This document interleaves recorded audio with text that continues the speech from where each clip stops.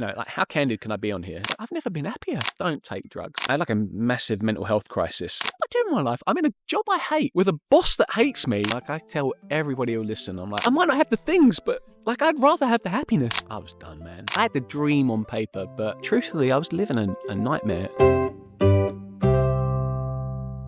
Hello everyone. Buongiorno. Welcome back to the Mood Booster podcast. Welcome in. This is your home of Wellbeing and Joy, a podcast all about mental health, well-being, and helping you find joy in your everyday. Isn't it just? Very well put. Thank you. My co-host, Charlie Allnut, our resident stoic, philosopher, question master, comedian, what else? Model. Yeah, one hopes, one can dream. One can dream. And this is Dr. Marcus, our resident psychologist. Full stop. Yep, full stop. Nothing else there. That's about it, isn't it? Episode 77. 77. Exactly. We are joined by a very special guest, Steve Day. Yeah, it was a fantastic episode. In this episode, we speak about making a change in life, and importantly, the fact it's never too late to make that change. We have a letter from someone here in our community. I think I'll read the letter, and it will explain perfectly what we then go on to speak about. So, hello, I work in retail and have been since I was 15 years young. I'm now 42.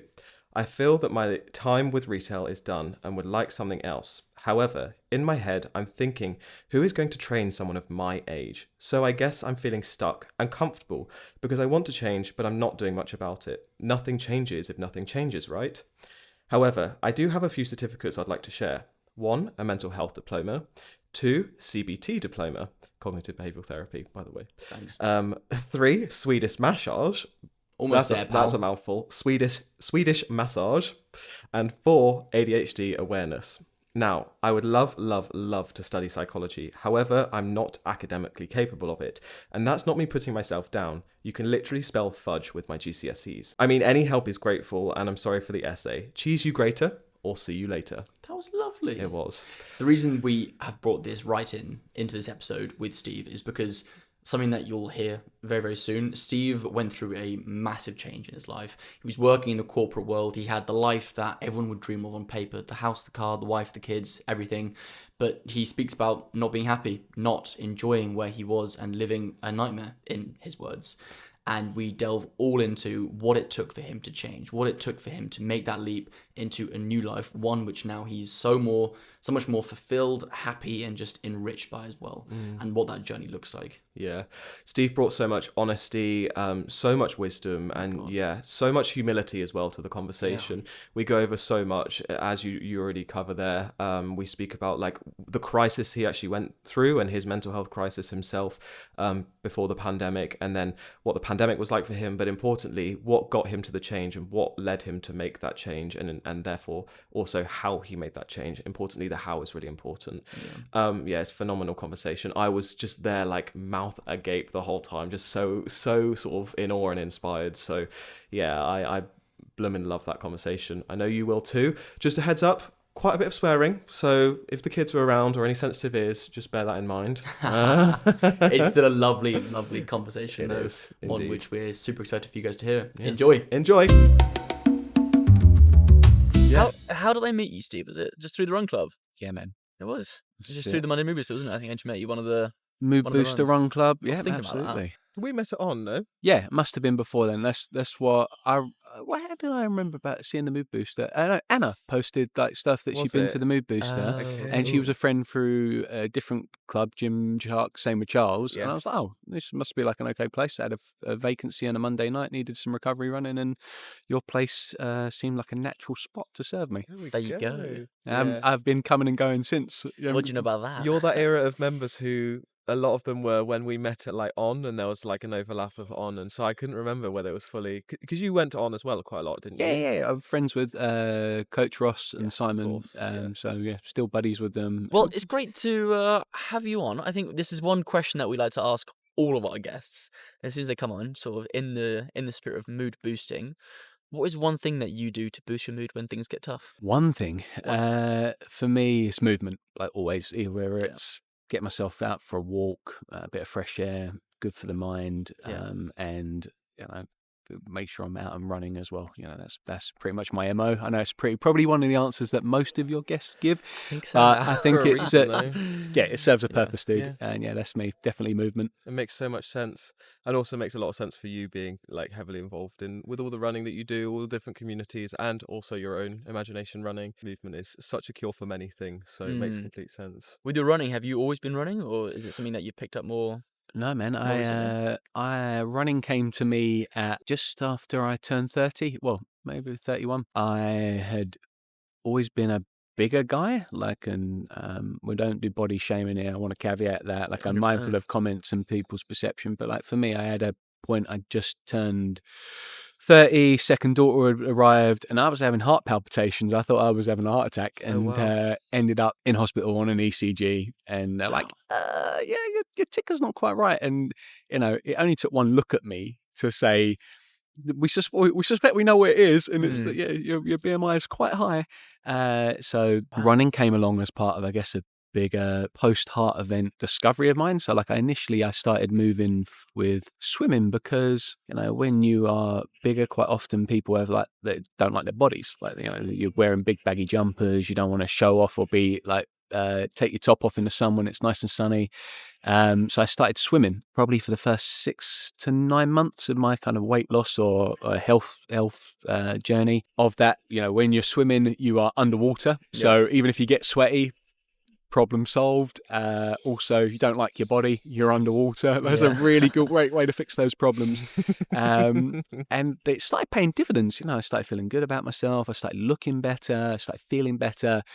And it got, again, a timeline, I want to say, but somewhere between 6 to 12 months. And it got to a point where it's like, I want to do something else. I want to maybe move, try a little bit of running. And I remember a couple of things just my mind recalls is, one was a friend of mine, a guy, Gary Scullion. You okay if we shout out other people's podcasts and stuff? So he's got a production company in LA or works for him called Sneaky Zebra. He moved from the UK, and cool. But he was a big guy like myself, and he'd started running, and he used to Facebook was big. I'm showing my age here, but Facebook was big. Facebook was what Instagram is now, and once a week, twice a week, and you could just see this transformation journey. And he looked excuse my language, he looked fucking happy. Like it wasn't like he was out there, hey, I've lost a lot of weight and I'm miserable about it. He's like, I am feeling good in myself, in my body. Yeah. And I just looked at it, I thought, we're starting from not too dissimilar baselines here. Like, I think, if he can do it, I can do it. He's a friend. Like, he's healthy, positive, inspiring me. So I went out and, like most new runners do, didn't bother with the gait analysis, went down to, like, Sports Direct, picked up a pair of shoes, Air which Force are, Ones. well, not quite as bad, but not a lot better. It was I wish I still had a picture of them. I'll have to see, but my old boss called them Timmy Mallet shoes, which, if you know that reference, Timmy Mallet, older listeners go out and Google who Timmy Mallet is, but they're a colourful pair of Reebok shoes, which I guess were probably fine for walking. No good for running, but it got me moving, got me there. And my sister used to say to me, she said, start running now. It's always like your future body or future self. So here and now, got out there. I think I went and ran round the block with my dog at the time, and I must have managed 10 minutes, and I thought that, again, talk about heart events, my heart was beating out my chest, I couldn't breathe, but for whatever reason I just stuck with it. I didn't follow what I tell everyone to do now, couch to 5k, like, come on, be sensible. I was just picked it up, got going. Lots of people at work were running and moving, and it just became something that just remember thinking to myself, why didn't I do this sooner?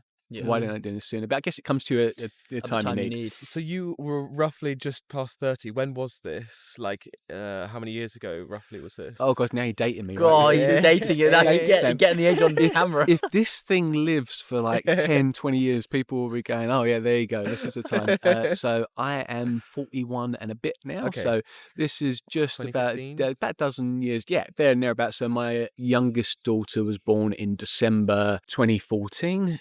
So yeah, doing not the birth date, but more the years. I'm trying to make sure I mirror up. So yeah, coming into 2015, 2016, started turning the corner and just was getting fitter and fitter and fitter and enjoying life and enjoying just things like the metrics. I don't love the sadness steps, but stuff like your clothes sizes. So I used to be like a double XL, 40 inch waist. So that, and I was getting into 38 and 36-inch waists, Yeah. and then into large tops. And of course, what that does is when you're buying the bigger guys' clothes, is you're a lot more limited in, Yeah. they make it, but the sizes aren't always available. So No. I kind of started, I was like, oh God, I can feel a bit prettier, I can look a bit prettier, I can dress in the stuff that is maybe compliment me a little bit more, and just being conscious. And I fell in love with it, dude. It was a very, very quick love affair with running. But if I knew what I knew now, I wouldn't change a thing. But like, gosh,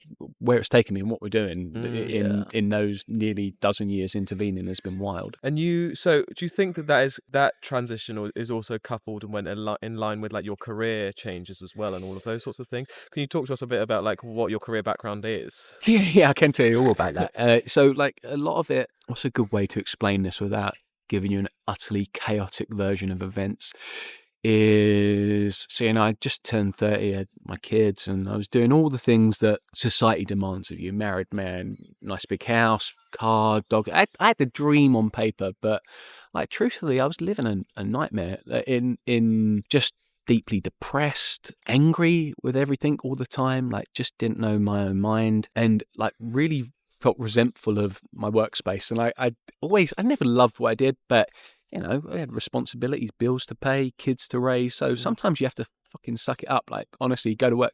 Half the people in finance probably do that, and they just never tell you that. They go in, boss treats them like shit, but they get a salary at the end of the month, which pays the mortgage, feeds the kids, keeps the wife happy, etc. And I was like, fine, I'm doing all that, but it's also not making me a very nice person. And I enjoyed that for a little while. And then sadly, a few years on from that, my early 30s, like 33, 34, I had like a massive mental health crisis. And for all the knocking I do of finance, it was my old company, a firm called Handelsbanken, great Swedish bank. They arguably saved my life with the level of care they provided through the insurance. I ended up in a residential space for like mental health to look after me. Gosh, nearly 6 weeks, a pretty penny through them that kept me alive. And I learned a lot about myself, as you'd imagine. You're sort of in those environments. I know they glamorize in the press places like the Priory, and you see like the celebrities coming and going.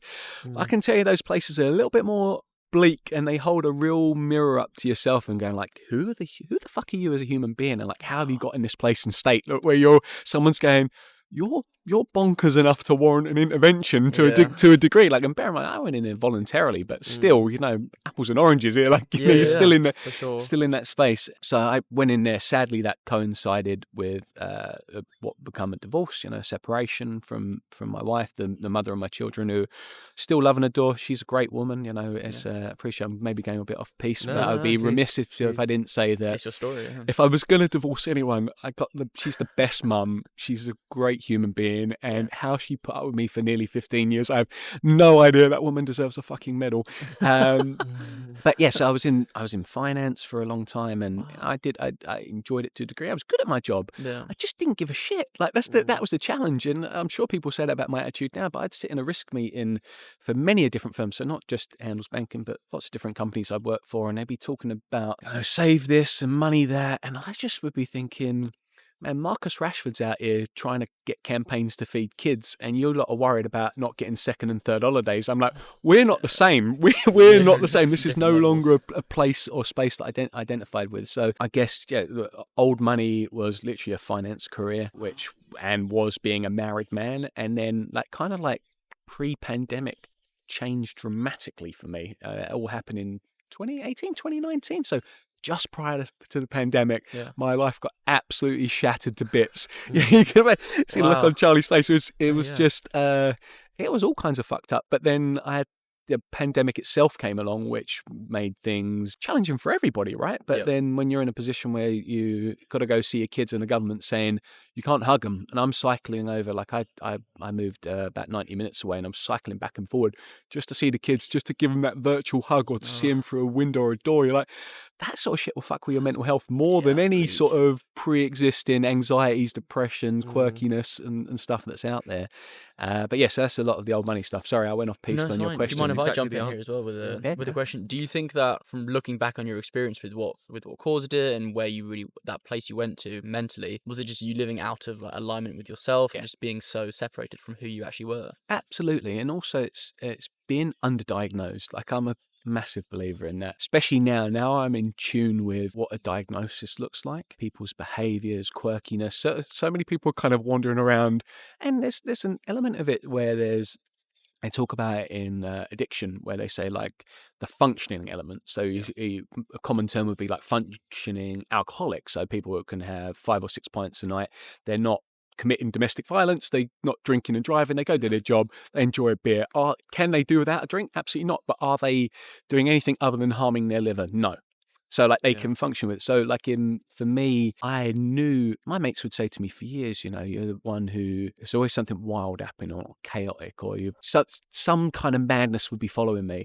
And you knew it, but they kind of didn't know why. And you can't turn around and blame everything on an ADHD diagnosis or like different personality traits. But at the same token, there's knowing the causes gives you a much better idea and framework to go, oh, fuck, like there is an underlying reason, no excuses, but now, shit, you mean telling me there's tools out there? Or there's other people who are like this? What the fuck? Like this is, honestly, for the longest time, you sat siloed and, bless my ex-wife, I must have been a nightmare, but I just didn't know how to be better. Or to the skills or the tools or to say to her, like, now I know in my own mind, like fast forward to the modern day where I think, the neurodivergence is strong in this one. Some days you'll catch me and I'm, happy and jolly and fine. And other days I just need to be left the fuck alone. And that's not a reflection of maybe what's going on in the world or anything. It just might be overstimulated and it's too much and I just need to take a break. But I could never communicate that with that, so sometimes that would be friends and family be like, why is he being an arsehole? Or why is he sat over there just being difficult? I'm like, it's because I'm overstimulated, but I didn't have the vocabulary nor the understanding of self. So I just was, you're kind of living that life there. And you say like the alignment piece as well, when you're escaping, and so many people do it, man. Like I get it. Everyone's got to go work. But if you're spending your Monday to Friday 9 to 5 in a place, I'd be wearing a suit, something quite amusing. When I first got my job in the city, I'd been working out in Kent in finance for a long time, and I remember, I think we had dress down policy, and the boss that hired me, he said, like, are you worried about anything you're concerned about? I said, do you know what I'm most worried about? He went, well, I'm really worried about having to wear a suit 5 days a week and getting on a train up to London back and forth. And he looked at me like I was utterly crackers. Really? And I was like, yeah, but that was just I thought, I just don't want to look, the penguin is just not me. Like I'm shorts and t-shirt. That's written in my sister knows when I die, I'm dressed down funeral. Like I Hawaiian board shorts. I'd wear a suit if it's a wedding or if the occasion needed it. But dude, I am casual as the day is long.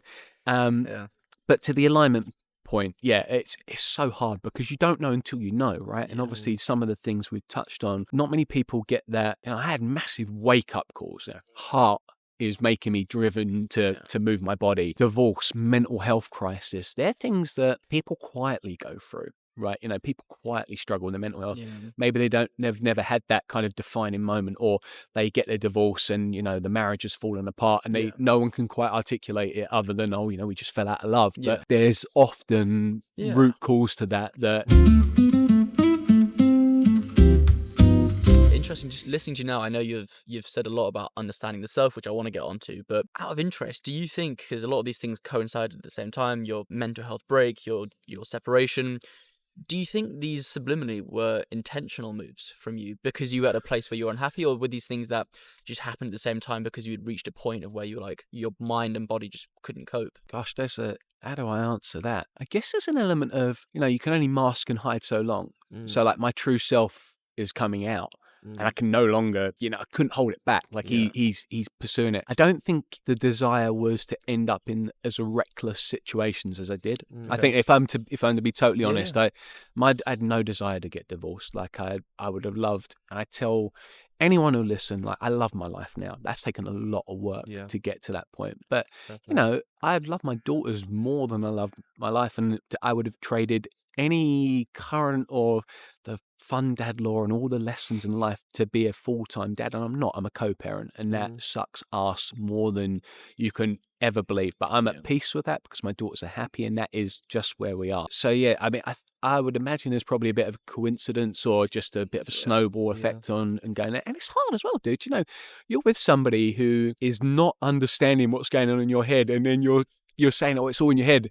I'm like, yeah, that's the problem. And of course, if you break a leg or you break something, people put in a cast. It's a very visual thing. Someone can say, we'll wrap his leg up, it'll be fixed. But something like with your mental health journey, I remember coming out and my friend Dan said to me, he's like, oh, are you fixed? And he didn't mean it in an unkind way, but I was like, dude, they don't. No. Mate, there ain't no fix. It's not because you don't need fixing, but this is not it's like a forever game. Yeah. So hence why people relapse on their mental health. They have fluctuating mental health. They need adjustment on things like their meds, their therapy. People go in and out. So you never there's not, I don't think there's ever going to be a point in my life where I'm like, I'm cured. I'm like, there's times when I'm well often, which is great. And there's times when I'm not quite well. But now I'm so familiar with that feeling that feeling doesn't last, or I don't give it permission to last as long. I kind of, I'll actively do something about it. I'll do all the steps I need to do to take care of that business. Yeah. It's, to me, I'm picking up obviously a lot around the diagnosis or diagnoses was really helpful, and validating for you and giving you a lot of that sort of reassurance or just awareness of yourself and maybe even other people around you to relate to. Do you mind sharing what that was, the diagnosis? Autistic ADHD, which I think is now popularly, like they call it ADHD. It's like a thing? Yeah, it's like ADHD. So it's a wild. It's kind of like I don't say the worst of both worlds, because you get the spectacular nature of ADHD, where the best of both. Yeah, like worst of both worlds. It's a crazy thing to try and explain. Like, I mean, I would say, obviously, look to anybody who's listening, look it up and do your best to understand, and if you don't understand, at least empathize if you can. But the ADHD part of my brain is that person that chases dopamine, loves anything colourful and bright and doing stuff. But then there's that autistic part of my head that just is like the sensory bit, where lots of things I hate or stuff that will drive me nuts, and then that can bear out in frustration. But the society doesn't accept that, and then I'm sort of rationalising, what are the parts that are Steve and super well justified when I get someone coughing at me on the tube? And in my head, I'm like, that's a normal thing to dislike. But then there's also that part of me that says, well, is the autistic element the bit where you're going like that complete lack of tolerance or wanting to move because you just feel deeply uncomfortable being opposite someone who's just coughing at you with that covering their mouth? I'm like, well, there's a difference. Most people would be like, okay, this is. I'm like, back off. Yeah, but most people are kind of cool about it, whereas my brain would just go like, get away from me, almost like flipping childlike. It's the deep discomfort. Yeah, which is wild. But until you kind of realise, I mean, does that change the behaviour? No. Like, as in, in so much that now I'm 41 years old, I can't be behaving like a fucking child on the tube, but I still get that discomfort level, and I'm like, okay, I'm going to subtly move out the way until I'm in a space where I feel fine. Or it's like sensory with stuff like noise. People sitting there ranting about the tube. This is be the tube episode, but someone sitting loudly on their phone, hello, yeah, or they're playing TikTok reels. I'm like, there's 20 other people on this train and it's 6 o'clock in the morning. What the fuck are you doing? But yeah, anyway, so hence that's the autistic part of the brain. In Inside Out, I just imagine the little red square, whatever his name is, just like raging on in your I think he's just got anger, isn't he? Yeah. There was a girl on the tube early this morning who sneezed 11 times. And I was just literally I was counting it again and again. I just could not believe it. Do we need to get you a diagnosis? Well, I didn't move. I was just like, fair play. I was just actually more like enamored with just the consistency of her doing it. That was it. It's wild. But I guess in terms of diagnosis, once you are diagnosed, it gives you framework, gives you understanding. But there's never good excuses for negative. There's some traits that I don't love about myself, and I'm forever trying to do better and be better and be aware of it. And that is part of it. You're right. It doesn't excuse, but explaining is so powerful, and that's what we're always trying to do here. And it's why it's amazing to even hear your testimonies, because just understanding yourself is hugely soothing and it's so empowering. So it doesn't, you're right. It doesn't necessarily excuse something, but it explains something, and that does so much for someone's well-being. Now knowing what you know and being at peace with it as well, is it something that you'd say to your previous self before the break? Mate, I'd give him a big hug. Yeah. I'd be like, at times, I was such a prick, and I didn't understand why, or maybe I wasn't a best husband or the best friend, and and I always was trying, but it's like a bar of wet soap. Yeah. You're trying to be a better husband, or you're trying to do something right, or you're trying to be a good employee. You try all you want, but it doesn't make those things true or so. So I think definitely Steve of yesteryear, I would like to think I put my arm around him, like, mate, you will be okay. Like, it's not the end of the world, no matter what you lose, because you lose a lot through your understanding, for all you gain, you lose a lot. Yeah, I think it'd be more of a physical, definitely big hug. I don't know what words I'd be able to say, because I don't think he'd understand, Wow. Fair. Well, you've done the work and continue to do the work to help with that understanding and continue that. So props to you on that. So let's talk a bit about like the transition. So am I right in thinking, obviously, that mental health crisis and your residential stay was around pre-COVID? Yeah, it's like 2019 was so coming into COVID. You stayed in finance for a while after that, correct? By a thread. So one of the best things that ever happened coming out of COVID, and I hate that it went back, because these people, they're renting expensive buildings, Canary Wharf and around the world, but work from home. And I understand that you need to be present to a point, or at least a few office days. How I ever did that 5 days a week, I'll never know. But like coming out, we were all working from home for a couple of years, and I got to, it was the summer of 2023, so nearly 3 years ago, or 3 years ago, there and thereabouts, where I was working. I'd started a new company. I'll keep their name out of the frame. I've deleted my LinkedIn. I don't think I have LinkedIn anymore. If you want to find it, go find it on LinkedIn. Let them bury themselves. Give it a research, guys. But as is the way of finance, for all I can sit there and knock it, it pays good money, right? So I'd been asked, poached, go to this new firm, great big new chunk of money, and who says no to that? So didn't know who they were, but went there regardless. It didn't take long to realise I was like, this place ain't for me. Like, really? I just was getting buried and tripped up at all times. Bear in mind, I was a capable, competent professional, skilled, qualified, been doing that phase of my career for different levels for nearly a decade. So I was in risk management. So operational risk management was my very boring. So people always look massively confused when I tell them I was a risk manager. They're like, you? The you is loud every time. But so I've been doing it for a while, and I got through to that summer, and like, how candid can I be on here? Very, right, as much as you want.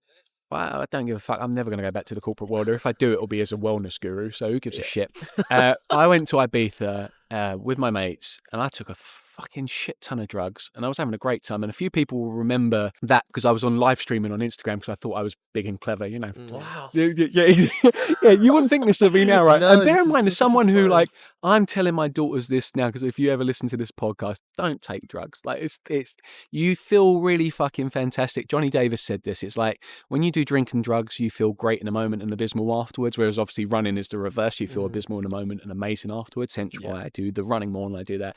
But it was weekend away, I'm feeling big and clever, and then I sat there and had a great conversation with my friend Mike around the pool, and he just started filling my head with stuff. But we were talking about things like people wait all their life for things they want to do when they retire, right? So you have grand plans, maybe bucket list items, and you get to 60, 70 years old, and respect to your older generation out there, but most 60, 70 upward, even if they wanted to, they can't. Like, so it be a mobility issue, an insurance issue to fly somewhere, you want to go hike a mountain somewhere. Yeah. The fuck, like, how many people are doing that in that age? She said that's one of the biggest fallacies of society, is that people wait. They leave their life on hold. They wait until they're 60 or retire, 70, and then they go do things that they're supposed to do. But then you don't have the energy to do it, and you spend your life in a garden centre before you fucking die, or end up in a people's home. And that is a fact of society. That's not just me placing judgment. Go fucking look it up. But for me, they just spoke to me. I thought, what am I doing in my life? I'm in a job I hate with a boss that hates me, and I'm going to work. Like, I'm supposed to be, better and well, and I'm earning great money and all the things that society says that should make you happy. And I was miserable. You don't go to Ibiza on a wellness retreat if you're happy. You don't go to Ibiza and get smashed up in nightclubs 3 days running on drugs if you're a happy person, respectfully. Right? You just don't. There should be the best sell for anyone who needs to be discouraged. Very nice wordplay from there. Respect. I like that. Yeah. But you just don't. So the point of this is, on the plane, my friend Steve, I never forget the look on his face. So I'm coming down massively, terrible come down. And I'm on the plane, and I'm sitting there like this. About 90 minutes later, And he's like, what have you done? I was like, I've just resigned. And it's Really? like, seriously. And this I wish I still had the email. I'm sure I've got it somewhere. But I had my Jerry Maguire moment, Yeah. except it was less like, this is what we should do, and more, fuck you. Yeah. So, like, it just went in, and it's probably a tad unfair. I mean, I didn't like my old boss, but I'm sure he's a good human being. Just we were like oil and water. Yeah. And I just remember thinking, like, I hate this. As is my life, late getting back on the flight. I had about an hour's kip at my friend's in Sevenoaks. Had to get home, showered in the office before 8 o'clock to be sat in front of my boss at the time, who gave me this, like, you know when they know, but because you're in a professional setting, like, he couldn't say, like, I know you're off your face and I've got your email. But he did say to me, he's like, I've received your email. He's like, it's not too late to recall it, the wording. So, like, if you need to recall that, but, like, clearly your feelings are very strong. And I was like, yeah, well, okay, like, you know, saner thoughts prevail. Yeah. I should probably recall this because, like, even though, and I said that to him, I was like, all right, I still stand by what I said. Maybe not in those, like, fuck this, fuck you, this all, because, you know, it's just my experience of it being terrible. Of course, when your boss doesn't already like you and you go out of your way to really go in on them, doesn't really help relations. No. Few months later, I'd been training for Berlin and Chicago, and just after Chicago Marathon, I came back, and I was done, man. Really? I was done. I just remember thinking, there's nothing you can take from me that's worth this anymore. Wow. I just don't care. I just don't care. Like, and I'd had and have everything. Yeah. And none of it's making me happy. So what did you take it away from me? It ain't gonna get. You don't get. I might not have the things, but, like, I'd rather have the happiness. So, we eventually got to a stage where the resignation went in and was accepted in, like, whatever, the October, November, December of that year, with which was, I can tell a funny story about it now. The professional part of me goes, was that a thing to do? No. But, you know, I worked in finance for the best part of, I'd been in finance for nearly 20 years. Yeah. You know, I started in retail banking at 16. Wow. And I was up to 36. So it was pretty much 2 decades. This wasn't a behavior that followed me, but to your point earlier, you said, you know, is it something like a manifestation? It's something that comes out and you can no longer mask or compromise what you're doing. I just thought, it's got to be something. There's got to be more to this. You know, back to my conversation with my friend around the pool. I'm like, what do I want to do in my life? I'm just about to turn 30. I'm having like a midlife crisis, but instead of going to buy a new car, I'm like, fuck it, burn everything. Burn everything. Yeah. So we've had a question specifically from one of a lady in our community. I'll read the whole thing. So, hello, I work in retail and have done since I was 15 years young. I'm now 42. I feel now that my time with retail is done and would like something else. However, in my head, I'm thinking, who is going to train someone of my age? So I guess I'm feeling stuck and comfortable because I want to change, but I'm not doing much about it. Nothing changes if nothing changes, right? However, I do have a few certificates I would like to share. So one, I have a mental health diploma, a CBT diploma, Swedish massage, and ADHD awareness. Now, I would love to study psychology. However, I'm not academically capable of it, and that's not me putting myself down. You can spell fudge with my GCSEs. I mean, any help is grateful. I'm sorry for the essay. Thank you in advance. Cheese you greater, or see you later. I mean, I can wade immediately in on that. In that, one, be kinder to yourself. What do you mean your GCSEs are fudge? No one's fucking stupid. Like, you know, you've got certificates in all different other bits in your life. You're capable and competent. You've probably been working in a retail job that has belittled you and made you feel like shit for so long that you've stopped believing that something new is possible for you. And as somebody who, you know, I backdoored my way into so much stuff in my life, and where I'm at currently now is no different. You know, I've just completed my first year as a mature student, so I've gone to university for the first time. Everyone goes, "You've gone back?" I'm like, no.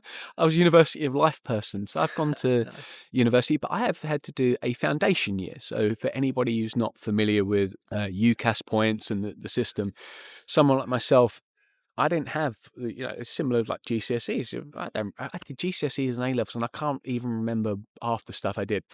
But if you go and speak to the universities, if say, for example, that's the direction you want to take, it's not the be-all, end-all to get a degree, but whatever diplomas, professional qualifications, speak to the organizations and explain your circumstances and say, look, I'm tackling this as a later career person, a career change. I want to do this. Knock on the door. How can this happen? What? Because there's always an alternative route. Like, I know sometimes those alternative routes are really difficult. Like, they don't make it easy for you because otherwise everyone would do it. But there is an alternative route, and I'm a proof of that. You know, I didn't have the UCAS points, but they put me on a foundation year. I had to go and see the lecturers, go do an interview. I had to write a cover letter explaining my history, CV, my passion, my why, what I wanted to do differently, why I thought this would be a good fit for it. And something like foundation year gets you, I guess, warmed up to university life. It kind of makes you familiarize yourself with what's expected of you, etc. It sounds like you really, really want to be doing anything else other than this. Pursue it. Ask the question. What's the worst going to happen? Like, I tell everybody who listen, I'm like, ask. People can say no all they want. But if you don't ask, you're never going to find out. Be it the job, the girl or the guy, the opportunity. I ask so many times, and people think I'm wacky as fuck because I'm manifestation of the universe and such. But if I haven't asked a question, I wouldn't have half the stuff I've got. Really? And I'm not damning it in the diminishing sense. I know I've told off that person for, putting yourself down, but I'm not special in the sense that I'm like anybody else. Yeah. But probably the difference between me and somebody else is I will go out of my way to make a nuisance of myself and say, hey, can I have that opportunity? Or what about this? Or they did that. How did you do this? Like, go and ask the question. And then you always get some knowledge, some foundation, some guidance, some direction. Like, it gives you an idea of what's what. And I think from this also, on that point, in telling yourself you're not capable or you're not able, you kind of give someone else that decision. Like, also, if you don't ask, you don't know. And you might know the proverb or the saying, like, you only fail. Gretzky thing, it's like you miss 100% of the shots you don't take. Exactly. Wayne Gretzky. Thank you very much. That was much better than me. No, that's right. I'm good. I like different quotes. I've got the quotes. I was trying to remember. There's one, I think it's Gao Tsukiyama, and she's like, just because you do things differently doesn't mean you're wrong. I bet probably paraphrased it, but I always thought that about myself. I'm like, I'm different. I'm not bad different. I'm just not conventional. And I used to see that as a massive shame thing or something I had to justify. And I got to a point, my friend said to me the other day, she's like, are you depressed? I was like, I've never been happier. She's like, yeah, but you don't seem to care about all this stuff that people tell you should care about. I'm like, why would I? It's the wrong stuff to care about if it's you. Yeah. It's not the wrong, but for me, it's stuff that I've had and it's proven that it didn't pay the dividends or it wasn't a route for my happiness. When you say ask the question, does that mean just ask for what you want? Go out and ask for it? Always. I know. Sorry, it's probably like see crackers sitting there shouting at Charlie, but when you really think about it, what is the worst that can happen? Yeah. I say, all right, can I, in this example, can I come on the podcast? You say no. All right, well, I didn't go on the podcast. But you might go, oh, yeah. And then someone sees this and goes, oh, I saw Steve on the podcast. Oh, I'd like to give you this opportunity. Or would you like to? And it's not because you want to get podcast infamy or notoriety, but it's visibility. It's getting people to know your story. It's getting people to understand that you're passionate about the things you love and that you don't think something can be for you, right? Yeah. I used to give myself, they call it self-limiting beliefs. I have a coach and he always says to me, don't say you can't until, I can't do this. He's like, there is no can't. Yeah, there is no. In this language, I'm reading those sorts of self-limiting beliefs, and I could be inferring incorrectly, but let's go out on a limb here. I've been in retail since I was 15. Who's going to want to train me? Those sorts of things. I can imagine for someone, I'm not 42 myself, but someone who is slightly, not old, but older or older than, the typical formative 20s or whatever. It feels like, well, why should I ask? I don't deserve to. I'm not worthy of asking because it's just me. I've just been in retail. But in retail, I don't know you personally, but I can see already there's so many qualities that are transferable, are hireable. You've been dedicated to something for 15 years. That's incredible in itself. More than 15 years, 20 years. That's incredible in itself. There are always things that can be worked out. All of these diplomas, you started the message by saying, I don't have anything to train. Yet I'm highly skilled, but completely unemployable. Yeah. All of these things. What? And I think a lot of that, and I wonder if that resonates with you, comes to actually just an actualization and an understanding of one's worthiness and abilities to be able to even approach asking in the first place. Yeah, completely. Like, listen, people will always belittle you, whether for whatever reason, and that's usually a reflection of them. their insecurity or something. But the more I've seen, I'm sure, we're talking, it's quote central today, but was it Barack Obama was talking around, like, he's been in some of the biggest rooms you've ever been in. And he's like, people ain't that smart. And it doesn't mean that they're thick, but it's just as in, like, we all hype it up in our head, like, oh my God, they must know everything. And quite often you get to know people and you're like, they're just normal. Like, Normal people. I'm very lucky. I've got lots of influencer mates and people in high places, and you get to know them. They're just bang average person, like in a nicest way. They do impressive things, and that's great for them. I love that they do that. But also, you go and you say hi, and it's no. You see what I'm getting at? Like, it's very different from someone who else is not doing that sort of thing. Just the online internet gives this pedestal to these people when really they're just like us, or just like anyone else. Yeah, but they've got a quality of that self-belief. Yeah. They've gone out there and they're showing you. They're like, if nothing else you take away from the influencer lifestyle, or people who look for points of inspiration, look for people that look like you. You know, this person here, hit up my DMs. I'll help you as best I can. I can't promise shit, but if you want advice, you want to help, you want to grab a coffee, I'll help. You know, I got the time to help you. Yeah. With stuff like self-belief, that starts with you. Every single time. Like, I am forever pulling up friends, family. You know, they won't be speaking kind to themselves, or they'll be. I'm like, if you don't think it, how the fuck do you expect me to? You know, why am I going to? If you don't love you, that person in the mirror, you can be as pretty or as handsome as you want. Yeah.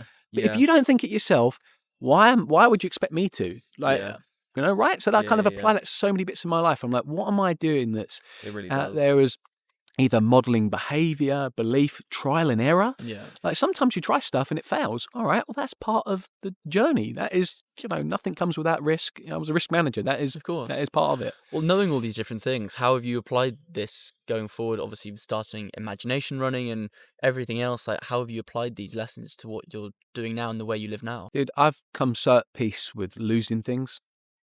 Because it, you know, behind all the bravado and the grand declarations and stuff, you have to be content that the bits of your old life will go. They all crumble, and there'll be sacrifices to many things, whether that's income, home security, relationships, whatever that looks like for you. You cannot have your cake and eat it. You cannot reinvent yourself. You cannot do something new and expect to keep the legacy of things old.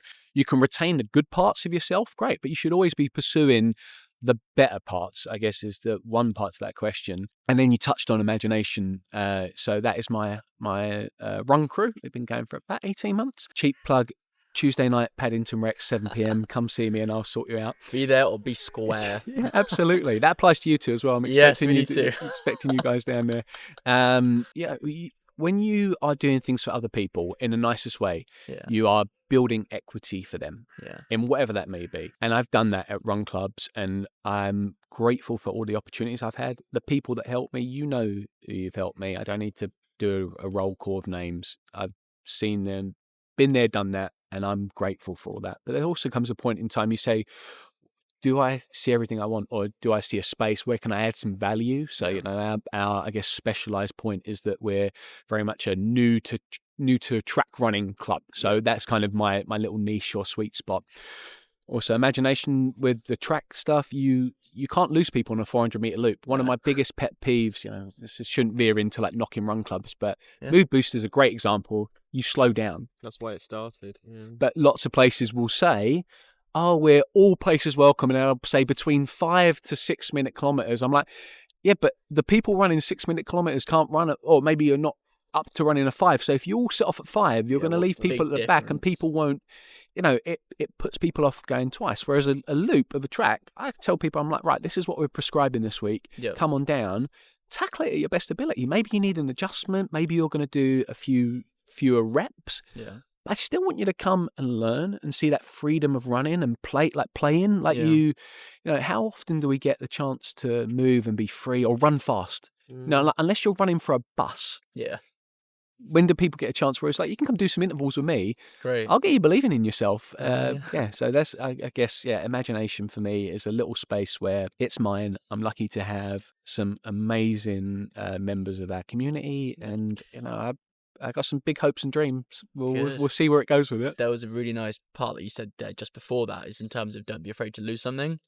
speaking of big quotes, I'm going to try and paraphrase as best I can, but it's, you can't find new land, or to find new land, you often must have to lose sight of the land you set off from. Which I like, and it resembles that well. It's like you have to be able to burn that bridge, or burn the boat, as you say, to be able to reach the land you want to, and don't be afraid to, because what's meant for you is going to be yours. I know we're needing to wrap up soon, but I'm desperate to ask. It's something that resonates with me hugely, and I was hugely inspired at the point that Charlie just picked up on as well, just like enamored by that, what you just said, like massively inspired. Do you find, as someone with autism and neurodivergency, that was a really hard lesson for you to learn, or has that always come easy, that being adaptable and to change and letting go of things and say losing things? That's been a later skill I've developed, and I think some of it's been circumstantial. So you have to, if you want to be pining for yesteryear, it won't come back. Like it won't. You can't undo the past. You can't undo your past mistakes. You can learn from them. My friend Kosi always talks about teachable moments. Is this a teachable moment? What are you going to do to grow from this, to learn from this? Yeah. So for me, I guess try not to dwell on the past. I've done that. You sit there, therapy will teach you a lot about, you can talk about what has happened, but more often not is once you've had that initial bit of, well, this is what happened. What are you ultimately going to do about it? What are you going to change to make things different? Because you've all got the power to do it. No matter how society makes you feel, how the world makes you feel, you've all got that within you, to find it within yourself, to say, this ain't for me no more. Like I want to do something different, and lean into things like stuff like your why. Yeah. Have a strong why. I think about, my big why is I want to help people. That's the crux of it. Like, that is why I do what I want to do now. And if that is my driver, like I'll never lose steam, momentum, or enthusiasm for it, because I'm passionate about it. Yeah. Something that I think is to me, just listening and observing, is a very clear link, is from what you said about yourself, what you'd say to your previous self is just give them a hug. What you say to this person who did the write-in for us is be kind to yourself. And even now you're saying, no, it's okay to lose something. And it's a lesson that you've learned later on. All the patterns of loving yourself, being kind to yourself, and looking back. And even as you're saying, is it a teaching moment? It's not a mistake. What can you learn from it? The ability to, from just an observation from what you're saying, is the ability to look back and, rather than judge or, be in anger, is to look back with love and say, okay, sure, one could see it as a mistake. I'm going to see it as a growth or a lesson. It's treating not only your previous self, but your future self in the best interest as well. Right. Absolutely. Just want to round up on some celebrations, because we didn't say this at the beginning, but so Steve, at the age of around 40, this is when it all happened. You decided to go into your training, so doing an undergraduate in psychology. Yeah. Pack in the job, start Imagination Running, helping runners, which is incredible in itself. In line with that, connect with something you're so passionate about, and learning about psychology. And this year, you've just finished your foundation year and passed, right? Yes. I'm now the smartest man in the room. So but if anybody saw my nutrition video I put up, I got a first, and that genuinely got a first. So yeah, congratulations. Neither you and I got a first in our degrees, so that's great. There you go. This is the smartest guy in the room. If they can give me first, anyone can get this. Like respectfully, go do your life and go try and attain things. But congratulations for yourself. But also, I know this will be good. You'll get joy in hearing this as well. You are literally a walking example, and an example and an inspiration for someone like this, who is someone who's written in. You are living by your word and living by what you're saying. You're doing what brings you joy, and you've packed that all in, let it all go, and you've take the risk, and you're here and thriving. And I just hope it pays dividends in the future years. We'll do a sequel podcast in a couple of years. Yeah. When I'm sitting there going like, how's that 2-1 degree of yours? I'm like, and no disrespect, I have no degrees, but yeah, exactly right. I think we're also going to touch on some world wrestling. I think some WWE. I think we're going to touch on that as well. Wrestling. There's all my quirky hobbies that people will know me for There's as well. Some different topics there as well. Yeah, amazing. Thank you so much. I know we've spoken at the clubs and stuff, but I've not known this about you. So there you go. This has been a fantastic conversation for me. I could see it in your eyes. I'm enamored, just like hearing your journey, but hearing what you've learned as well. For me, it's the best part of these conversations, and even with you here today, it's just like learning so much. I'm deeply impressed and just in awe. So thank you. Thank you both for having me. As Marcus well knows, that imagination wouldn't exist without the Monday Mood Booster. So please never think that's been forgotten. Of course. Likewise. And make sure, as you said, Steve, Get down to Imagination Tuesday evenings, Paddington Rec. What time? 7 p.m. 7 p.m. So look out for me. I'm usually there, so you find me, you'll be all right. And you've got the Instagram, which is imagination.running. There So we go. give us a follow, take a little look, see if there's anything you like, and then And your own one is just me. Steve, yeah. What's my one? Well, it changes depends if I'm Depending running on the what you're training majors. for. So yeah, so I it changes, is it? I had a viral video, and it was on Steve runs Sydney, and I'm like, Oh, please, before we finish, can we tell the story of the guy of the finish line? so some people would call me a hero, not me. No, Let me take that cape off you. yeah. I ran the Sydney Marathon last year. About halfway round, I was with a chap called Emilio, who happens to be the crew leader or one of the crew leaders for the Sydney Run Club. And we're vibing, jogging, taking a bit of a train to get people down. And we're right near the finish. And if anybody knows Sydney Marathon, from if you do miles or kilometres, 25 miles on, maybe 40-ish K deep. Right by the end. It takes a deep, steep hill into the harbour towards the bridge where you see the iconic finish line. And we were just jogging along, and this poor chap was on the floor. And I was like, oh, okay, like this doesn't look good. And it transpired. So we're like, dude, are you okay? Have a quick chat with him. He's like, no, I've literally broken my leg. And I took a look down. I'm like, it's just like it's terrible. And the guy's name was Septian, lovely fella. So I was like, bud, we'll try and help you get across the line. Like, thinking we're gonna have that hero's moment. I will say, lifting someone who's he was fit and athletic, but he's a big lump after 25 odd miles is super hard. And what you can't see from the video is I've got him kind of cradled under his butt and like by his leg, because I can see his leg is just in bits, and was it broken, shattered? It was bouncing, and he's screaming, and I'm like, oh god. So we didn't quite get the iconic carry him across the line, rightly so, because the course medics were like, this is now a liability issue.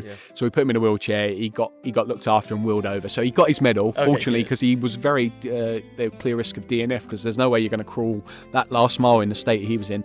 Ended up on the news in Australia. So that's one of my claim to fame, like building the dad law. So I think of my kids often in the things that I do, and making them proud is very important. And having one of those sort of like, I've done confessions earlier, but there's the stuff, the good stuff is on video. There's stuff from yesteryear not on video. Yeah, so the security cams only on live stream. Only the live stream.